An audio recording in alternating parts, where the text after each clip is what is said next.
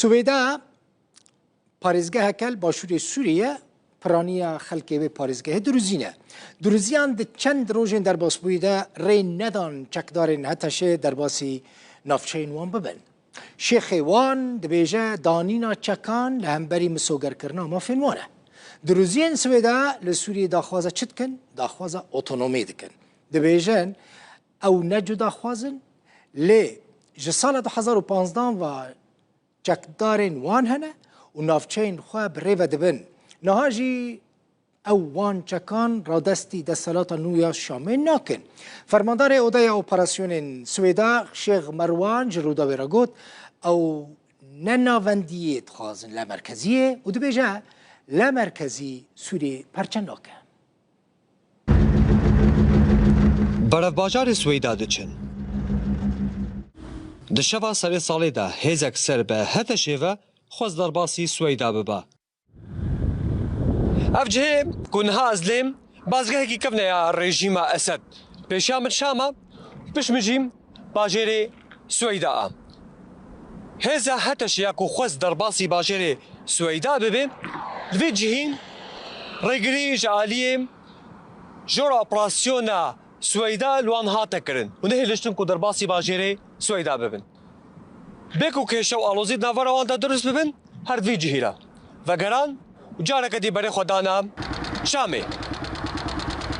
Bajarê Swêda rêjê herî mezin ji durziyan pêk dihê. Ji sala 2015 ve derveyî desthelata rejîma Esed bû. Grûpên çekdariyên wî bajarî bi biryara Şêxê Durziyan Hikmetil Hecerî wê navçeyê bi rê ve dibin. Şêx Merwan Rizq kesayetekî olî ye. Yekeke ji fermandeyên jora operasyona Swêda a. Baslûyekê dike ku rêkeftina pêşwext nebû ji bo derbasbûna wê hêzê û destê wan ji bo Şamê vekiriye bo her danûstandinekî. نحن وطنيون لا أحد يزاود علينا بموضوع الوطنية. أم نشتمان پرورن تو کس نکاره گمانان لسر ما بکه. فرانسیان خواستن دولتا جبل العرب جبو درزیان دامزرینن. ما اویک رد کر. ام دخوازن دناوا یکیتیا سوریه ده بمینن. نناوندی نای واتای جدا بوناج سوریه. نناوندی خوری و برنه به شامه و گریداییه.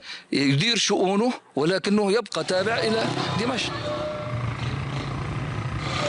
Daxwaza xelkê Swêda ew e ku şêwazê rêvebirina Sûriya nû la merkezî be, tamafê hemû pêkhateyan parastî be û ew di jî parçekirina Sûriyayê ne. نحن كثر علينا التهويل على الاعلام والسوشيال ميديا انه نحن دتورن جواکی دا ادعا لسر متین کرن کو قاشو ام جدا خوازن دولت که سر بخوا دخوازن اگر ما دولت سر بخوا بخواستا مده ده سردما سلطان پاشا اترج دا دامزراند با ام به سوریا یک گرتی را سر بلندن. نحن اللي بنأمله انه تكون الدولة القادمة دولة مواطنة. ام بهيفينا كو دولت يا صايبه و ديمقراطيك به. از جهمو سوريان دا خواز دكم دست بدن دسته هفدو كو جبو سويدا نكاري بي قامشلو كار بكه. قامشلوي نكاري بي تدمور و پارزگهندن کار بکه. ام دبینن سوری و گریدای وی ولاتینه. Şandek ji Swêda digel Ehmed Şeref fermandeyê îdareya Sûriyayê kombûn. Piştî kombûnê herzû Şêxê Durziyan Hikmetil Hecerî daxwaza la merkeziyê li Sûriyayê kir. Baslûyekê jî kir ku niha zûyê ew çekdanin divê destpêkê mafê wan di destûr de hebe. Ji Swêdayê Dilxwaz Mihemed Rûdaw.